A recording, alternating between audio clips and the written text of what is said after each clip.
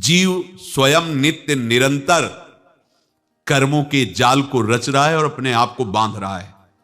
आपको मुक्त होना है, बंधना नहीं है। जीव का जन्म कर्मों के अनुबंध से होता है, कर्मों के बंधन से होता है, और उसको अपना ऋण चुकाना होता है। कर्मानुबंध ये बहुत सूक्ष्म विषय है।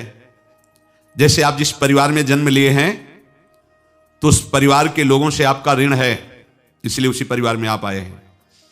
और ऋणानुबंध उसको बिना चुकाए या बिना वसूल किए आप वहां से जाएंगे नहीं। आपको लेना है तो वसूल करना है और देना है तो चुकाना है। ये पूर्व के जन्मों से निश्चित किया गया है। जैसे किसी के यहां पुत्र हुआ, जन्म से ही पैसा खर्चा शुरू हुआ, बड़ा हुआ तो उद्दंडता के द्वारा मार पूरे परिवार को क्लेश पर क्लेश देता चला जा रहा है। ये तुम्हारे कर्म का फल है। या ऐसे शक्तिहीन बुद्धिहीन ऐसे पागल पूरे जीवन सेवा करो, तुमसे अपना हिसाब चुकाने के लिए वो आया है। अब परिवार के जो सदस्य जुड़े आके, मतलब पत्नी आते ही पूरी हृदय में आनंद, परिवार में आनंद, और जीवन भर वो आनंद ही सुख देने के लिए उसका जन्म हुआ। वो अपना ऋणानुबंध मुक्त, और आते ही भयंकर क्लेश खड़ा कर दिया, बीच में दीवार और झगड़ा वैसा, फिर अतरे दिन मारपीट शुरू, कलह अशांति, पूरा जीवन नरक हिसाब करने आए। यहां ऋण चुकाए बिना कोई जा नहीं सकता, ऋण चुकाना पड़ेगा। किसी का ऋण वसूल करना है तो किसी को ऋण चुकाना है, दोनों काम करने होते हैं। अनेक जन्मों में अनेक लोगों के साथ हमने जो बर्ताव किए हैं, अच्छे या बुरे, वो होंगे। अब किसी आदमी को हम जानते नहीं, अचानक मिला, अचानक टक्कर लगा और मार पीट गाली गुप्ता सब कर दिया, चुपचाप सह लो। क्यों? ये आपका हिसाब है, पूर्व का हिसाब। हमारा उससे कोई द्वेष नहीं, कोई संकल्प नहीं। अचानक घटना घटी और हमसे द्वेष करने लगा, हमें पीटने लगा, हमें गालियां दे, ये हिसाब है, चुपचाप सह जाओ। अपने घर का भाई ही भारी दुश्मन बन गया और क्लेश देने, हिसाब है।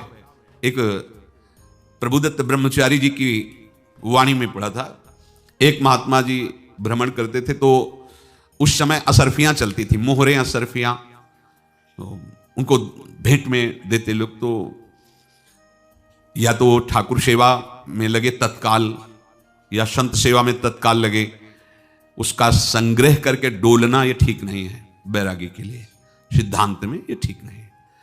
तो जब 2, 4, 6, 8 ऐसे मोहरे हुई तो उन्होंने विचार किया कि और भ्रमण करके जब काफी मोहरे हो जाएंगी तो प्रयागराज में जब कुंभ पड़ता है, एक बार पूरे सब अखाड़े के संतों को, अलग अलग संप्रदाय सब संतों को बुलाएंगे और सबको पाएंगे। अब साधु है तो यही विचार करेगा, और क्या विचार करेगा। तो उन्होंने एक ऐसे डंडा बनवाया, बेंत, जो ऊपर से चूड़ीदार और भीतर पोला, और मोहरे उसमें डालते गए।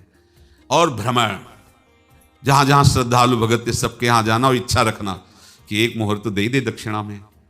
कामना कोई भी हो वो बांधती ही है, ध्यान रखना। इसीलिए प्रभु जो चाहे वो करे, अपनी चाह नहीं रखनी चाहिए, अपनी चाह प्रभु की चाह में मिला देनी चाहिए। धीरे धीरे वो छड़ी भर गई। भ्रमण करने वाले महात्मा चूड़ी लगाई, इंतजार करते रहे। जब प्रयाग का कुंभ पड़ा तो चले। तो रास्ते में एक गांव में पूछा जाता है, जैसे कहीं रुको कि कोई श्रद्धालु ऐसा है जो संत सेवी है। तो कुछ लोगों ने बताया, हाँ एक परिवार है बहुत संत सेवी है और आपको मिलाते हैं उनसे।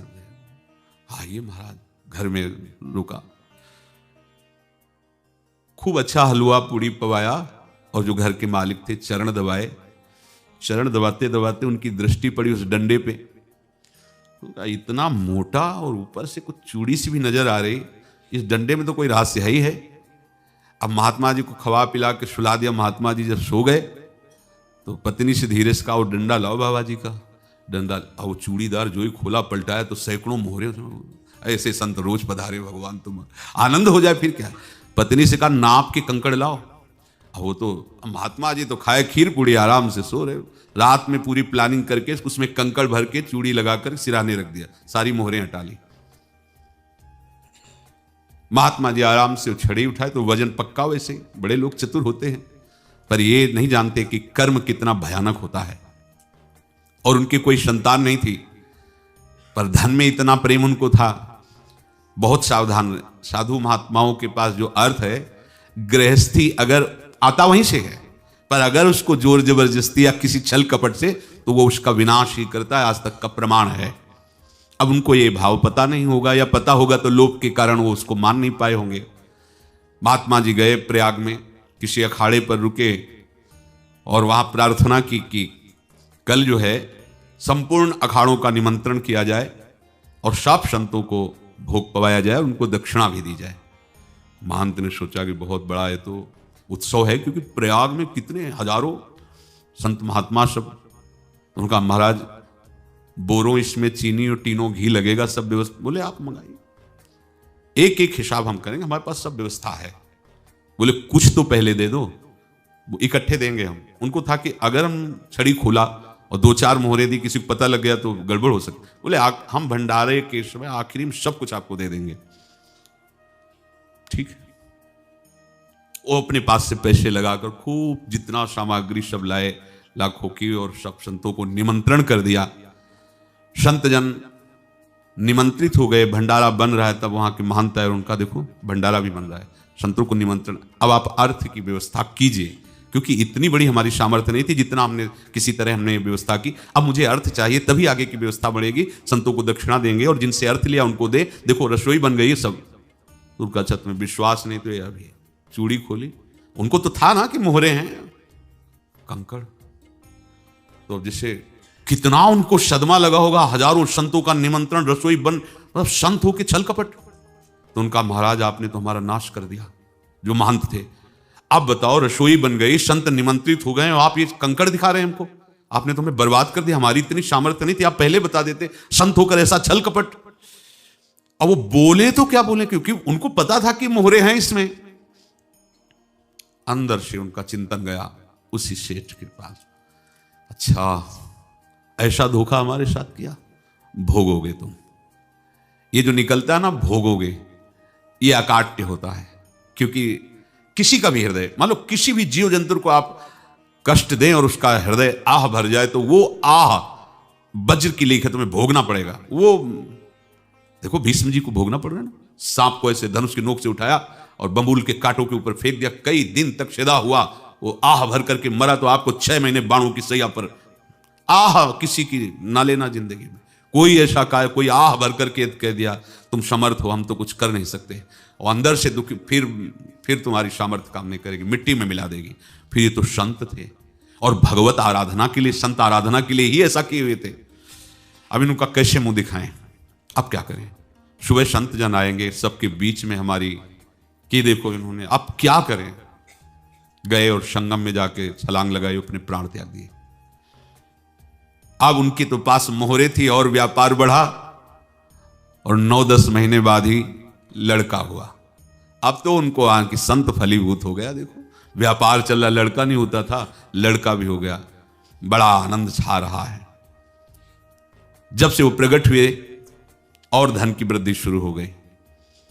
पढ़ाई लिखाई में उनके खर्चा हुआ सब, बस बीमारी शुरू हो गई उनके शरीर में। अब उसमें पैसा जाना शुरू हुआ। इतने आसक्त वो दोनों हो गए कि कुछ भी हो, व्यापार ठप, संपत्ति बेचना शुरू। तो उन्होंने कहा कि बेटा मैं क्या कर सकता हूं तुम्हारे लिए। बोले हमारी अंतिम इच्छा है, प्रयाग चलो और जितने प्रयाग में संत महात्मा सबको एक बार भंडारा करवाओ। हमारी इच्छा अंतिम है, क्योंकि अंतिम यही इच्छा थी। तो बोले अब ज्यादा संपत्ति तो नहीं रह गई। तो बोले घर बेच दो, मेरे लिए ही तो है, बेच दो। मुझे लगता मैं बचूंगा नहीं, पर मेरी अंतिम इच्छा पूर्ण कर दो। घर बेच दिया, जेवर बेच दी। वहां गए, जब संत सेवा की तो बोले मुझे संगम तक ले चलो। संगम तक ले गए और बोले समझे तुम चुराए थे और हमने उसको छीना है, कुछ नहीं रह गया तेरे पास कुछ। अब केवल ममता और आसक्ति में जलकर मर और नरक प्राप्त कर। मैं वही महात्मा हूं जिसकी तूने मोहरे ली थी, शरीर छोड़ दिया। महात्मा को जन्म लेना पड़ा और इनको दुर्गति भोगनी पड़ी। ऋणानुबंध होश में। ऐसा नहीं कि आप जो कर रहे हैं कोई देख नहीं रहा, कोई हिसाब किताब नहीं। जो कर रहे हैं अवश्य में भोक्तव्यम। बहुत सावधान। अनेक जन्मों में अनेक लोगों से जो कुछ लिया दिया है, इस लेने देने को मिटा देने के बाद ही तुम मुक्त हो गए। इसीलिए एक उपाय है, लेना न देना मगन रहना। क्या? मालिक को समर्पित हो जाओ, मालिक को अपना माना हुआ समर्पित कर दो, खत्म। अहम त्वाम स्वरूपापिभ्यो मोक्षयिष्यामि। सब खत्म, आगे पीछे लेना देना सब खत्म।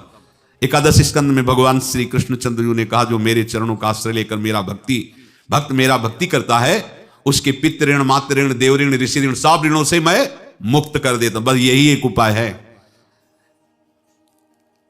जो इसके बंद करने का उपाय भक्तों के लिए है, वो यही है, भगवान की शरण में होकर अपना माना हुआ पूरा भगवान के अर्पित कर दो। अर्पित करने का तात्पर्य उसमें अहम हटा दो।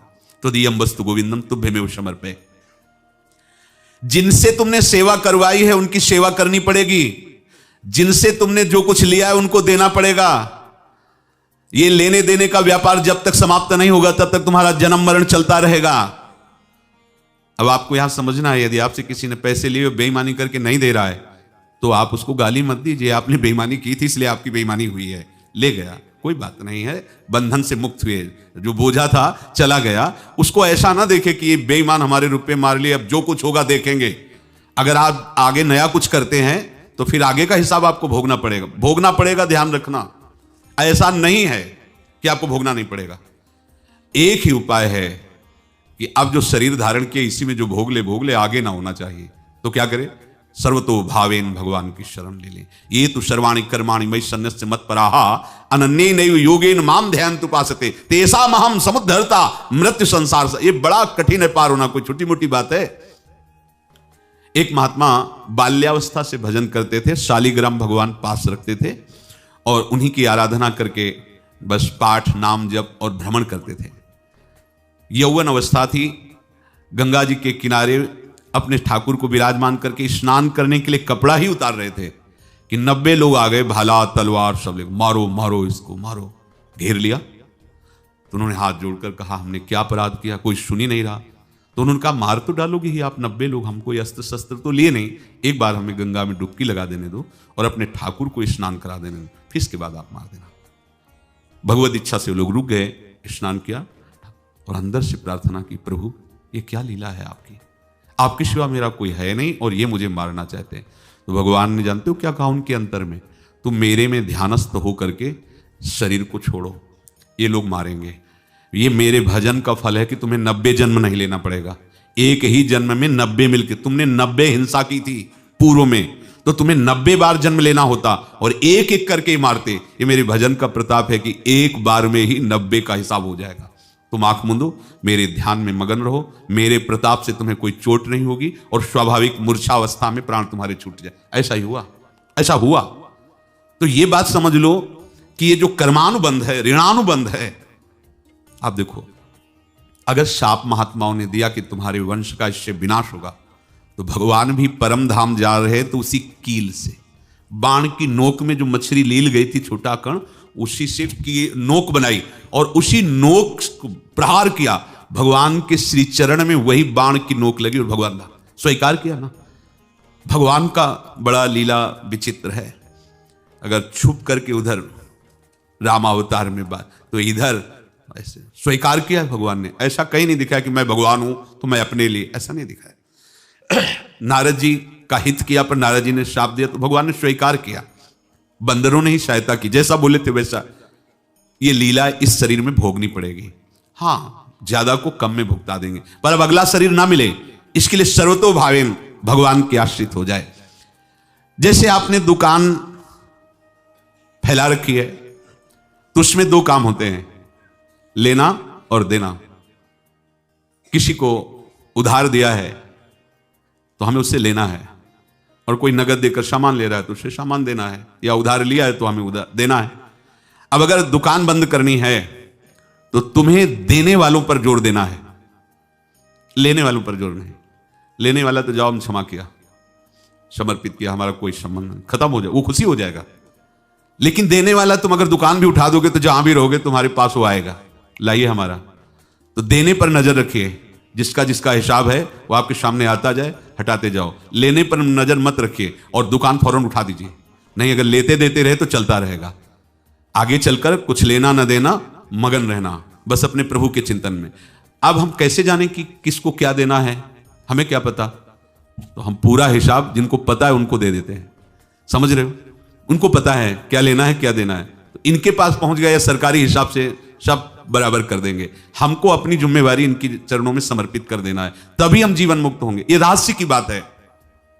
प्रभु कह रहे हैं यस्य सर्वे समारंभाः काम संकल्प वर्जिताः ज्ञानाग्निदग्ध कर्माणं तमाहु पंडितम बुधाः। जिसके संपूर्ण कर्मों के आरंभ संकल्प और कामना से रहित हैं तथा जिसके संपूर्ण कर्म ज्ञान रूपी अग्नि से जल गए हैं, उसको ज्ञानी जन भी पंडित कहते हैं, बुद्धिमान कहते हैं। प्रादुर्भाव होता है तो हो सकता है उस उपासक के जीवन में दुखों का पहाड़ टूट पड़े, परिवार खिलाफ, शरीर रोगी, अव्यवस्था, बहुत बहुत कुछ, सब कुछ। कह रहे हैं इतना सब होने पर भी उसके हृदय में कोई भी दुख नहीं होता। ऐसा सामर्थ्यशाली भगवत प्रेम है।